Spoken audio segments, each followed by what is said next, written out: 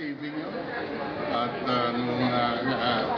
pero hindi ko naman maintindihan, bakit hindi aminin? Why can't they not admit that maybe they were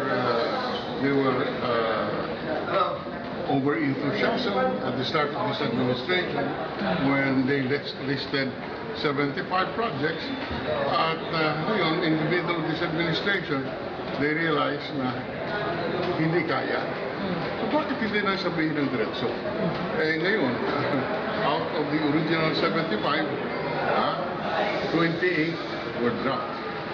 They cannot even give the value of these projects which were dropped. And ngayon, sa 47 na lang ang natitira, dinagdagan ng 53 projects. But those 53 projects, on record, admitted, were ongoing projects.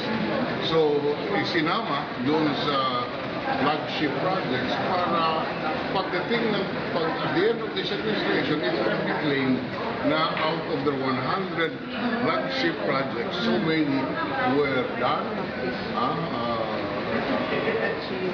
and get good grades. I do not blame them. I mean, there's nothing wrong with that. But maybe transparency would be a better standard, would be a better attitude. Because obviously, dinagdag lang yung 53 projects so that there can be some cosmetic